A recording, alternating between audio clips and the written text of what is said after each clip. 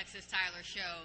I'm your host, Alexyss Tylor, and today I'm going to talk more about spiritual sexuality, vagina power, because this is an area that I think a lot of us girls, a lot of us women, and a lot of our sisters really don't understand the true significance and the true depth of what I mean when I say spiritual sexuality, vagina power. Now, I remember on my MySpace page, there were a couple of white women that became friends, and they left me some comments, or they sent me some emails when they listened to the theme song on my MySpace page and actually asking the black woman to stand up and manifest her destiny as queen and vagina power, and that the first woman that the scientists found was in Africa, and the oldest woman is a black woman, and the scientists named her Lucy, and she was a skeleton then, and on so many levels, the black woman is a skeleton now, and I'm asking her to stand up and manifest her destiny as queen and vagina power.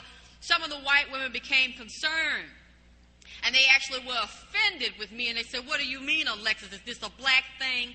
You know, that being black don't mean shit when it comes to this issue of being hurt and vagina power and being violated. Is that what you mean?" I want to make sure that I'm clear. Is this just for black women?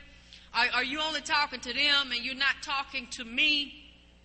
And I had to make it very clear to her, because I knew she didn't mean it. She didn't have any hate in her. She didn't have any malice, because she said that, wait a minute, now we have been oppressed as white women too. You know, our own people have violated us. Our own people have killed us. And she brought up Bosnia, and she brought up so many instances in history where white people have actually been at war with each other. And white men have killed white men, and white men have killed white women, and white men have killed white children. So I had to make it very clear to her, because she also said, "I love you very much, Alexyss, and I need you. And I see my sisters, although they're not black women, they are struggling, they are being dominated by penis power, and they are being violated by white men's penises. So I respect you and I appreciate your message, and I need to keep hearing it. But is this what you're saying to me?" And I had to make it very clear to her, as I'm still going to make it right now, that no, this is not just a black thing. I'm not speaking just to black women. I'm speaking to the female gender that embodies the womb that all life has to bring forth, that embodies the uterus, that all men have to sit in and marinate in, those rivers of living waters to become men, and then they have to walk through or slide through the vaginal canal or be cut out of the uterus to be men. So I'm speaking to every woman when I say we have to realize that when babies are created in the uterus of a woman, this just does not begin with the sperm and the egg merging. No, we all do not just come up from the clay of the earth. We are not all walking dirt. We are all not walking dust. We are star children. We come from the stars. The star dust, the very dirt that is on Mars, is also embodied in our cell tissue. The subatomic particles that are on Jupiter also reside in our cell structure. So we are actually walking and talking star children. So see, the conception does not just take place in the third dimension. The conception takes place in the mind of God that is also outside of this galaxy, outside of this solar system. We are walking, talking science. We are walking, talking geometry and mathematics. And we don't realize the divinity that we carry within our because that I've seen the faces of all of these black women that have kept me alive, that have kept me breathing to this point to bring this message to you, that I gotta speak to her first, because woman that gave me life that I now see basking in death.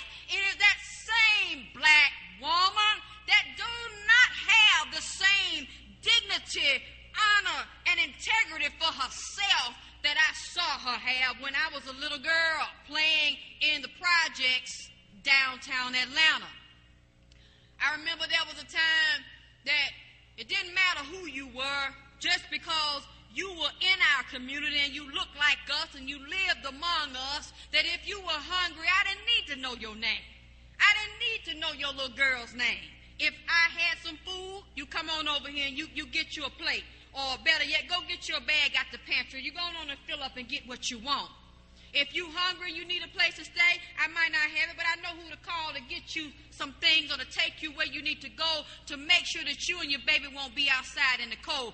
Well, from what I see now, it's real easy for us as black women to cut each other's throat and turn our backs on each other.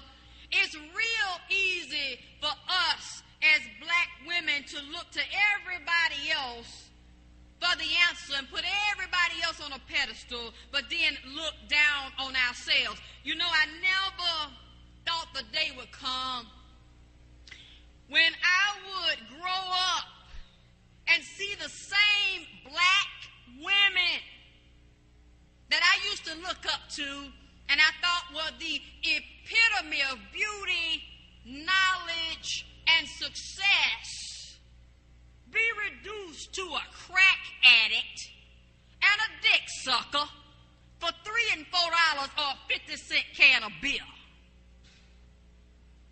I never thought that a black woman would fall so low beneath her divinity that she could justify going to a hospital and staying there just long enough to give birth to a baby so that she could clean herself up and then get back out in the street and get back on the corner and prostitute herself for another hit.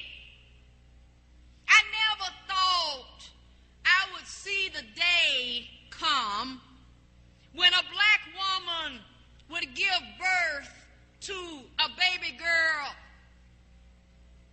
and then watch her boyfriend or make some type of negotiation for her boyfriend to not only have sexual intercourse with her daughter to make sure she continues to get her rent paid, but also would allow a man to impregnate her daughter that she's also sleeping with and will turn on the daughter and then uphold the man to keep him from going to jail or to keep her secret safe.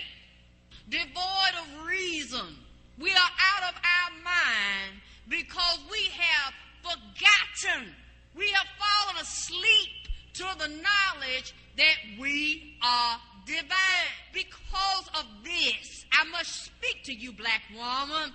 Because of this, I must ask you to check yourself like I'm checking myself, because if you die, I die. If you crazy, I'm crazy. If you cripple, I'm crippled. You're a junkie, I'm a junkie too. Because we are all part of the same fabric and we are interwoven together, bone of bone, nerve of nerve, flesh of flesh. So if the foot is out of order, then the head is also out of order. So we are all a part of this limb. Each limb comes together to create a very intricate piece of the puzzle, and all the body systems have to be intact. They have to be moving appropriately. And it's obvious from looking at our little girls, we are not moving appropriately. We're not setting the right example of divinity.